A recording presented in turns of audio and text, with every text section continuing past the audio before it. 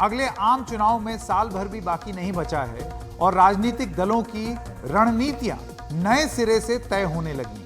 अब आप इसको नया माने या पुराना माने, वो आपकी मर्जी। इन रणनीतियों में इन दलों द्वारा उठाए जाने वाले मुद्दे सबसे बड़ी भूमिका निभाएंगे। एक मुद्दा जो सबसे ऊपर दिख रहा है वो है यूनिफॉर्म सिविल कोड, यानी कि समान नागरिक संहिता का।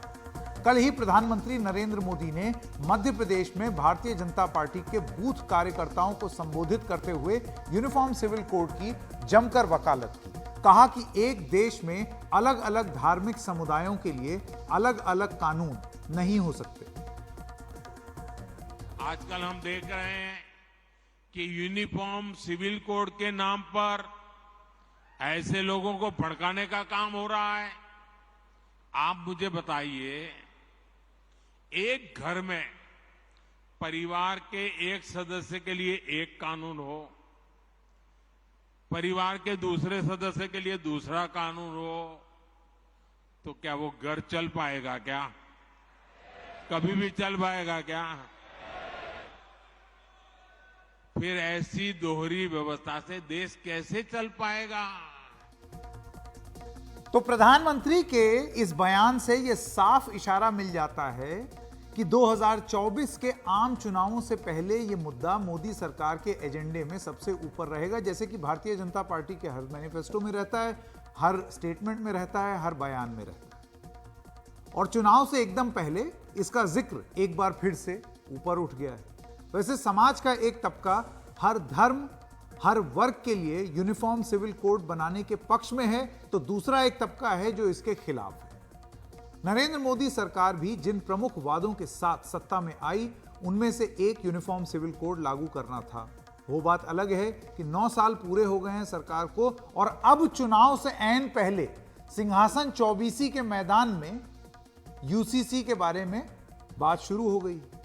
ये बीजेपी के एजेंडे में रहा तो है, लेकिन क्या अब 2024 से पहले इसको फिर से उठाया जा रहा है? क्या क्या चीजें बीजेपी के एजेंडे में थीं जो पूरी हुई, आपको वो बता दें।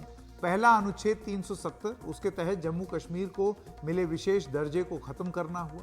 ये 5 अगस्त 2019 को कर दिया गया था। जम्मू कश्मीर और लद्दाख 2 अलग अलग केंद्र शासित प्रदेश बना दिए गए। एजेंडा में दूसरा मुद्दा था राम मंदिर का निर्माण। उसका रास्ता साफ हो गया अदालत के आदेश के बाद और सुप्रीम कोर्ट के आदेश के बाद तेजी से जो सुनवाई हुई थी, उसके बाद मंदिर का निर्माण शुरू हो गया है।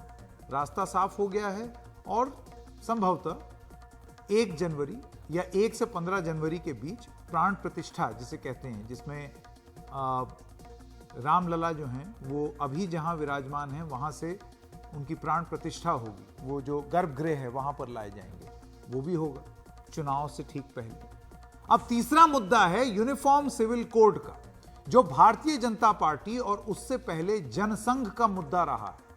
पिछले साल भोपाल में ही खुद गृह मंत्री अमित शाह भी ये कह चुके हैं कि भारतीय जनता पार्टी के 2 एजेंडा पर काम पूरा हो चुका है और अब तीसरा एजेंडा उनके सामने है।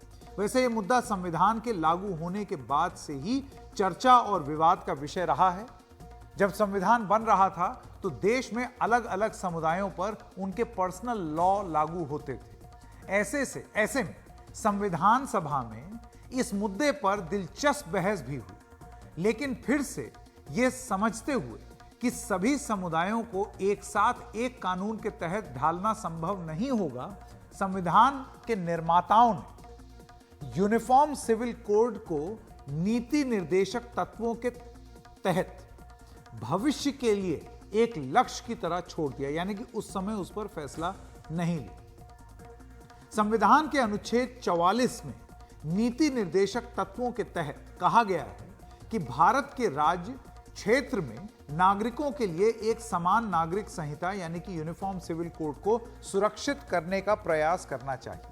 लेकिन साथ ही अनुच्छेद 37 यानी कि 37 में कहा गया कि नीति निर्देशक तत्वों का उद्देश्य लोगों के लिए सामाजिक आर्थिक न्याय सुनिश्चित करना और भारत को एक कल्याणकारी राज्य के रूप में स्थापित करना है। नीति निर्देशक तत्व सरकार की जिम्मेदारी को दिखाते हैं, लेकिन इन पर अमल जरूरी नहीं है। लेकिन देर सवेर अमल हो सके तो बेहतर है। मौलिक अधिकारों की तरह इन्हें लेकर न्यायालय में सरकार को चुनौती नहीं दी जा सकती। तो यूनिफॉर्म सिविल कोड इन्हीं नीति निर्देशक तत्वों के तहत आता है। मोदी सरकार इसी का हवाला देते हुए अब यूनिफॉर्म सिविल कोड की ओर बढ़ रही है। अब सवाल यह है कि इस कोड को कैसे समझा जाए। इसे ऐसे समझिए कि अभी हमारे घरों में जो शादी ब्याह होते हैं, उत्तराधिकार के कायदे हैं, तलाक के नियम हैं, जमीन जायदाद के बंटवारे की जो तरीके हैं, इनमें से कई सदियों से चले आ रहे हैं। इस विविधता को ध्यान में रखते हुए हमारे यहां फिलहाल कई तरह के कानून चल रहे हैं। Muslim personal law, Hindu marriage act, ईसाई पर्सनल लॉ, ये सब कुछ उदाहरण हैं। और ऐसे कई कानून हैं जिसके अलग अलग रिवाजों को मान्यता मिली हुई। जैसे मुस्लिम पर्सनल लॉ में नाबालिग लड़की की शादी की इजाजत है। ईसाई महिलाएं अपने बच्चों को प्राकृतिक अभिभावक नहीं मानी जाती। सिखों के तलाक में हिंदू विवाह कानून चलता है। पारसी गोद ली हुई बेटी का अधिकार नहीं मानते। हिंदू कानून में शादी से बाहर पैदा हुए बच्चों को कोई हक नहीं है। तमाम निजी कानूनों में महिलाओं से कई स्तर पर भेदभाव भी दिखता है और यही दलील दी जा रही है कि एक यूनिफॉर्म सिविल कोड आ जाए, इन्हीं सब वजहों की वजह से, कि एक समान कानून हो जाए देश में। सिविल लॉ, क्रिमिनल लॉ नहीं, क्योंकि देश में एक क्रिमिनल प्रोसीजर कोड है, वो सब पर लागू है। आप जुर्म करेंगे तो ऐसा नहीं है कि आप ये कह सकते हैं कि मेरा धर्म ये है तो उसके हिसाब से तो ये जुर्म नहीं है ना। लेकिन जो सिविल लॉ है वो अलग अलग है। इसी वजह से यूनिफॉर्म सिविल कोड के बारे में बात हुई। अलग अलग जनजातियों के अपने नियम भी लागू होते हैं। लेकिन क्या हमारा संविधान ही हमारी तरह तरह की विविधताओं की गारंटी नहीं देता? संविधान जब धार्मिक आजादी का हक देता है तो उसके दायरे में सारे नियम कानून, रीति रिवाज, उनका हक भी चला आता है। फिर भी यूनिफॉर्म सिविल कोड की मांग तेज हो रही। बीजेपी का कहना है कि इस कोड के तहत हर नागरिक के लिए एक समान कानून होना चाहिए। कानून का किसी धर्म विशेष से ताल्लुक न रहे। अलग अलग धर्मों के पर्सनल लॉ खत्म हो जाएं। शादी, तलाक और जमीन जायदाद के मामले में एक ही कानून चले। धर्म के आधार पर किसी को भी विशेष लाभ न मिले। पहली नजर में यह बहुत मासूम और वैध मांगे लगती हैं। ये क्यों ना? लेकिन फिर सवाल यही है कि इन पर जरूरत से ज्यादा जोर और हड़बड़ी कहीं भारत के उस बहुसांस्कृतिक जीवन के ताने बाने पर चोट तो नहीं होगी, या चोट तो नहीं कर देगा जो हमारी खूबी और खासियत भी है। यह भी नहीं है कि इसका असर सिर्फ मुसलमानों या ईसाइयों पर पड़ेगा।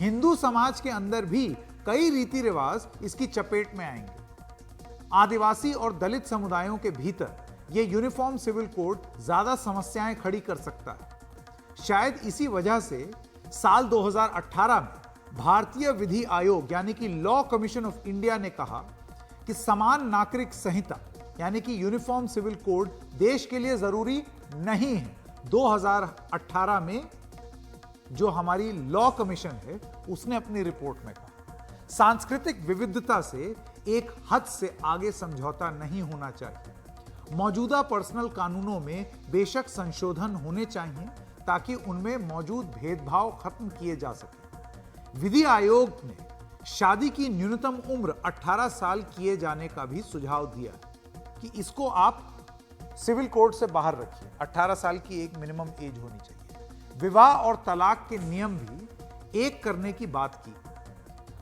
एक अहम सुझाव यह था कि निकाहनामे में बहुविवाह का साफ साफ अपराध की तरह उल्लेख हो। और इस सब के बाद लॉ कमीशन ने यह कहा कि हमें इसके अलावा यूनिफॉर्म सिविल कोड की जरूरत नहीं। लेकिन खास बात यह है कि इन सिफारिशों के करीब 5 साल बाद 22वां विधि आयोग हाल ही में इस मुद्दे पर फिर से विचार करने को सहमत हो गया। इस सिलसिले में विशेषज्ञों, जनता और प्रमुख धार्मिक संस्थाओं से विचार और सुझाव लेने शुरू कर दिए गए। इस मुद्दे पर धीरे धीरे राजनीतिक दलों की राय साफ हो रही है। कुछ इसके पक्ष में हैं, कुछ खिलाफ। कुछ का कहना है कि जब सरकार का प्रस्ताव सामने आएगा तभी वो अपनी राय बता पाएंगे, क्योंकि अभी आप कैसे राय बता पाएंगे? अभी तो ये बात बोली जा रही है कि यूनिफॉर्म सिविल कोड आ जाए, उसका प्रारूप क्या होगा, वो किस तरीके का होगा, उसमें क्या चीज शामिल होगी क्या नहीं होगी, ये तो हमें पता ही नहीं है। तो क्या यूनिफॉर्म सिविल कोड के नाम पे आप प्लुरलिज्म, डाइवर्सिटी को छीन लेंगे क्या आप? वो करना चाह रहे? यूनिफॉर्म सिविल कोड की जब बात प्रधानमंत्री कर रहे हैं, वो यूनिफॉर्म सिविल कोड की नहीं बात कर रहे, वो हिंदू सिविल कोड की बात कर रहे। पूरे जो इस्लामिक रेफरेंसेस है प्रैक्टिसेस के, उसको वो इलीगल ट्रीट करेंगे और पूरे हिंदू प्रैक्टिसेस को प्रधानमंत्री अंडर द लॉ प्रोटेक्ट कर लेंगे। मेरी पार्टी ने इस पर एक स्पष्ट पोजीशन ली है। जो पहले ये बात उठी थी तो हमारी पार्टी ने एक स्पष्ट कहा था कि हम जानना चाहते हैं कि यूनिफॉर्म सिविल कोड का क्या तात्पर्य है, क्या मतलब है, इसके बारे में सरकार का पक्ष क्या है और किस किस विषय पर यूनिफॉर्म सिविल कोड में वो कुछ हस्तक्षेप करना चाहते हैं या कुछ परिवर्तन लाना चाहते हैं, इसको पहले वो स्पष्ट करें। हवा में बात नहीं की जा सकती है। लॉ कमीशन ने अचानक पुराने जो व्यूज थे, रिकमेंडेशन थे, उनको बाजू में किया और नए रिकमेंडेशन फिर से और अल्प समय में बुलाकर इसमें जल्दबाजी करने की निश्चित एक मंशा नजर आ रही है। यूनिफॉर्म सिविल कोड ये केवल एक वर्ग के या समुदाय के लिए है ऐसा मानना हमारा नहीं है। हमारे देश में बहुत विभिन्नता है, बहुत अलग अलग समुदाय ऐसे हैं जिनके अलग अलग मतलब व्यक्तिगत उनके धर्म के आधार पर या उनके सामाजिक कानून बने हुए हैं और इसलिए यूनिफॉर्म सिविल कोड लाने के पहले एक बहुत व्यापक चर्चा की ज़रूरत है। इन प्रिंसिपल हम यूसीसी को सपोर्ट करते हैं। इन प्रिंसिपल आप देखेंगे कि आर्टिकल 44 भी इसको सपोर्ट करता है। आर्टिकल 44 ये कहता है कि यूसीसी होना चाहिए, तो इन प्रिंसिपल हम इसका सपोर्ट करते हैं। लेकिन चूंकि ये मुद्दा ऐसा है जिसमें सभी धर्म संप्रदाय से जुड़ा हुआ मुद्दा है, इसलिए हमारा ये मानना है कि इसको एक वाइडर कंसल्टेशंस के थ्रू ही देश में लागू करनी चाहिए। वैसे आपकी जानकारी के लिए यह बता दें कि देश का एक राज्य है जहां कॉमन सिविल कोड लागू। देश में सिर्फ एक राज्य गोवा है जहां पर यह लागू। पुर्तगाल के शासन के दौरान ही यह लागू हो गया था।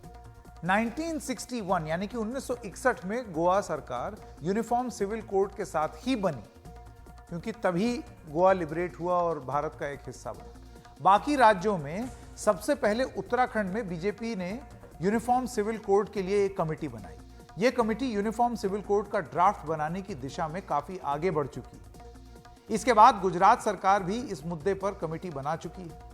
यूनिफॉर्म सिविल कोड पर कमेटी बनाने के उत्तराखंड और गुजरात सरकार के फैसलों के खिलाफ याचिका को सुप्रीम कोर्ट खारिज कर चुकी है। सुप्रीम कोर्ट ने कहा है कि कमेटी बनाना राज्य के अधिकार क्षेत्र में है, उसके तहत आता है।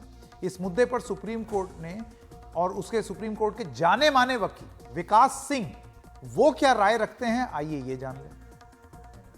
मेरे हिसाब से यूनिफॉर्म सिविल कोड जो है इस देश में बिल्कुल होना चाहिए, लेकिन हर मामले में नहीं। ऐसा नहीं कि जो धार्मिक जो हमारे धर्म जो हमारे देश में है सबको एक ही धर्म मानना पड़ेगा यूनिफॉर्म सिविल कोड का, ये मतलब नहीं। यही लोगों के मन में यही एक गलतफहमी है, इसीलिए ज्यादातर इसका ऑपोजिशन हो रहा है।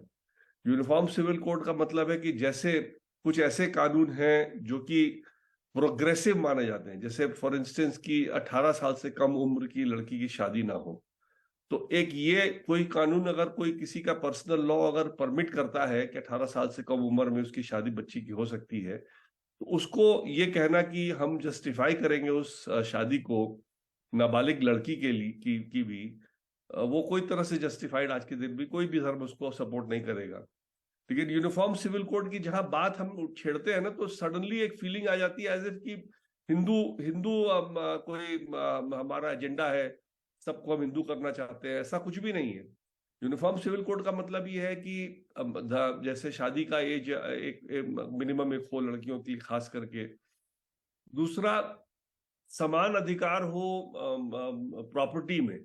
अगर आप देखिए एक लड़की को अगर कोई धर्म कहता है कि नहीं लड़की को कम मिलना चाहिए लड़के से, आज के एक प्रोग्रेसिव समाज में या एक देश जो आज अब सुपर पावर बनने की दिशा में चल रहा है, वैसे देश में कहना कि दो जो है इंडिविजुअल सेक्स के बुनियाद पे उनकी शेयर, प्रॉपर्टी की शेयर कम या ज्यादा हो, ये बिल्कुल भी आज के दिन में एक्सेप्टेबल नहीं है। तो इस तरह के कुछ ऐसे ऐसे बहुत ही मूल अधिकार है एक इंडिविजुअल के, जो कि कोई अगर पर्टिकुलर रिलीजन में उस अधिकार का एक तरह से उल्लंघन हो या ऐसा कोई उस रिलीजन में ऐसा कोई प्रोविजन हो जो कि दिखाए कि भाई ये इस तरह की चीजें नहीं होनी चाहिए, एक समझदार आदमी, बुद्धिजीवी आदमी इसको नहीं एक्सेप्ट करेगा।